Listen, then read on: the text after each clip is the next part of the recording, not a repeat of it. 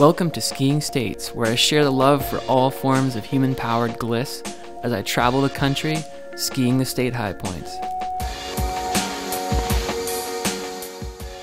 I've known about Minnesota's wild north and treasured public lands since the early 90s, and it was exciting to get a chance to look for the backcountry potential as a part of the project.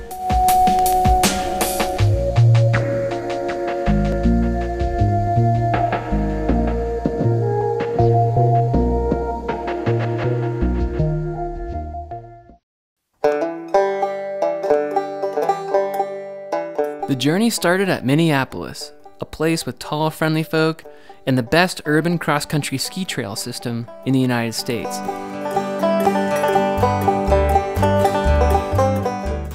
Over 20 miles of maintained trails are available, and with colder temps than any other major city, you can count on skiing most years.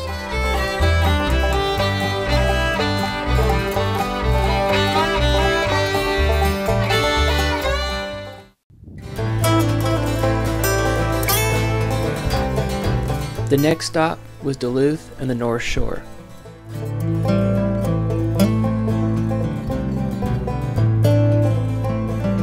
Duluth has a record-breaking cold, but that doesn't stop people from enjoying the ice climbing, snowmobiling, and other fun things.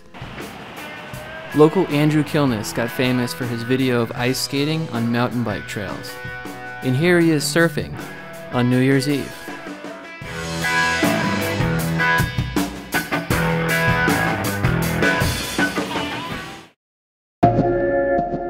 I heard rumors of some great riders in the Midwest, guys who could snowboard anything.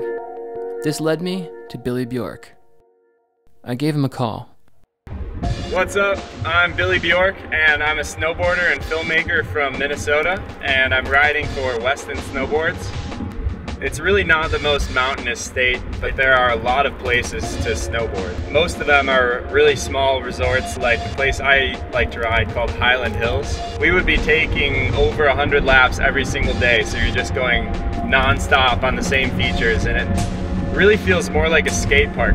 So we would have days that would actually get as cold as like negative 50 degrees Fahrenheit, and on those days school would actually get canceled because the school buses would just break down. But usually the ski areas would stay open, so we'd still be able to ride. And you really don't even get that cold because of the tow rope. You're just kind of constantly moving. You do see a ton of really strong, really well-known riders coming right out of Minnesota. Danimals, who's my favorite snowboarder, probably. Joe Sexton, Jesse Paul. For skiers, Lindsey Vohn's pretty famous. Willie Borm. And Jimmy Chin, really famous mountaineer, also from Minnesota.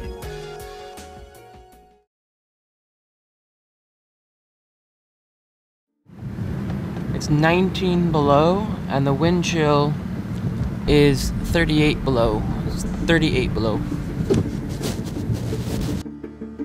I think that the North Shore is the most beautiful major natural feature in the Midwest, with striking cliffs and wild coastline.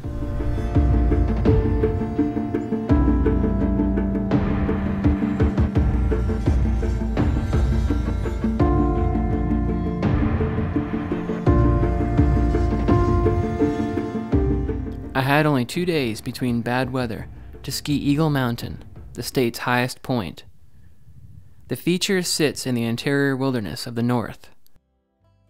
The 11.9 million acres of public land here exists thanks to Theodore Roosevelt, who started the movement with an executive action protecting 600,000 acres in 1909.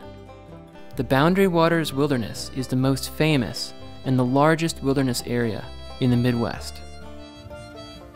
At a toasty 7 degrees Fahrenheit, I started my ski and put in a great sunny day in the Great North Woods.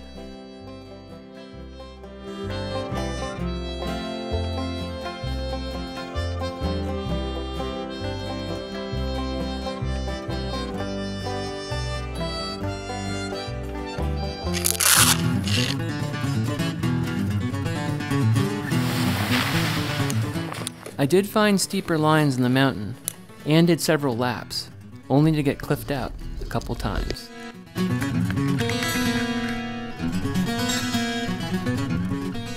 The steep sides on the mountains here are actually what allows the terrain to be fun.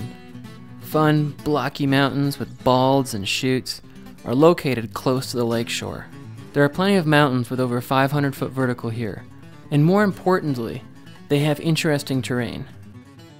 Since this trip a few years ago, the Superior Highland Backcountry Group formed to develop hut systems and glades throughout the highest of Minnesota's hills along Lake Superior. Hi, my name is Rory Scholes, and founder of Superior Highland Backcountry. I'm up here on a bit of a windy day. Hard to not get a windy day in the fall here, just to kind of point out Moose Mountain behind me here. Moose Mountain here is about 1,700 feet and is the most geologically prominent feature in the state of Minnesota. It rises 1,000 feet from Lake Superior, which is back that way. It's about 700 vertical feet of skiable terrain in there, and we hope to be able to get this special use permit from the Forest Service and open it up to the public. Check our project out at superiorhighlandbc.org. Yeah, man, pray for snow.